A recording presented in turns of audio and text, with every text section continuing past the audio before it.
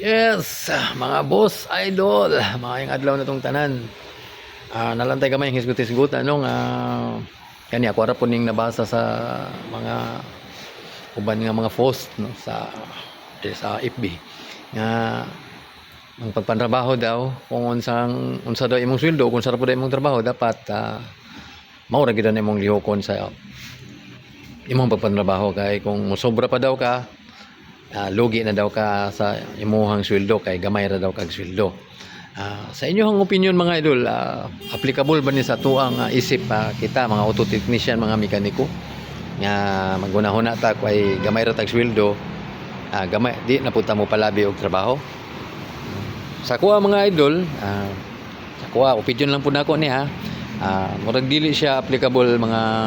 boss no kay nga no parehaan ng bag-o pa nga nagtuon og mekaniko karon kung magunahon ta nga gagmay ra tag sweldo nya change oil lang ato ang trabaho kung gusto, ilis og break kay siyempre sayon ra nya siyempre gamay ra man tag sweldo mo ra na itong trabaho sa kuha mo di gyud pwede mga idol no kay ani man gud ning ato ang pagka auto technician dapat mag-istuon gyud ta, study ta parehaan ng mga naa sa mga kasa nga nagtrabaho nga mekaniko, bintaha sila kay na sila yung mga training o medyo advance ang ilahang kahibalo. Pero kung ikaw po nga naka-training na nya kung dili po nimo i-apply kay kaning magunahon lagi ka nga logi ko kay kung trabahoon pa nako na pila gamay ra man pa man kog sweldo, di wala gihapon kay masayang man lahi man tong imuhag yung gamit ang imuhang eskwela, imuhang gitunan sa aktual kay ya nimo makita nga ang kuan gyud isakto ba ang imuhang natunan. So ingon ana ang kuan nato dapat mentalidad nga dapat i-apply na to kung unsa ato ang mga natunan sa training, i-apply gyud nato sa aktual. Pero kung sa shop lang pug ka mag-discover gyud ta, dili ta magkuan mangutana ta sa ato ang mga chiefs o kanang mga senior mga technician na to, mangutana ta kung ginaunsa na nila mga pagtrabaho or kumbaga what's unlearned kung unsa ilang mga ginatrabaho ato aging obserbahan kung ginaunsa nila o mangutana pud gyud ta kay para ma-develop ang ato ang kahibalo karon kung maglingkod-lingkod lang ka sa daplin na unsa man mo pagkahibalo anang mga pag-discover sa mga uban nga mga wa pa nimo na diskubrihan nga klase sa pagpantrabaho nga trabaho, di ba? So ana lang mga boss idol, agree ba mo ana ako ang mga opinion kay bisan ako nga medyo dara naman pud ta ning pagpantrabaho continuous lang gihapon ang ato ang pag tuon no pag discover sa mga bagong technology kay kabalo naman ta karong mga panahon na nagabag-o gyud ang technology sa automotive. So kailangan nato nga medyo mo catch up gyud ta. Tuon pod gyud ta bahalag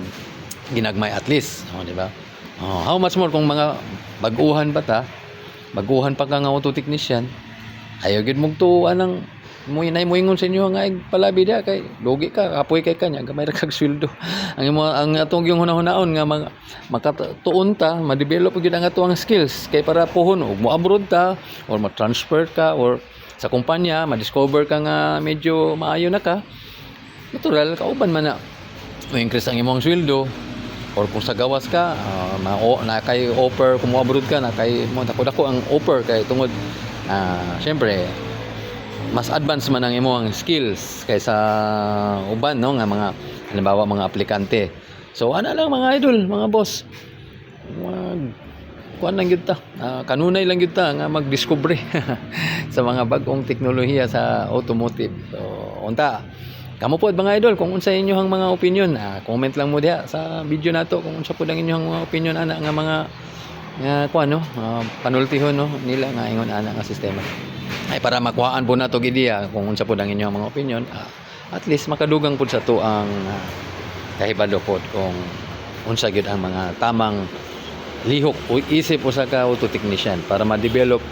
ang ato ang mga skills. Daghan kayong salamat. Labaw na sa kuwang mga kanunay naga-reaction o naga-follow. Salamat kay sa inyo mga boss idol sa kanunay ninyong pag suporta na ako. Salamat kayo.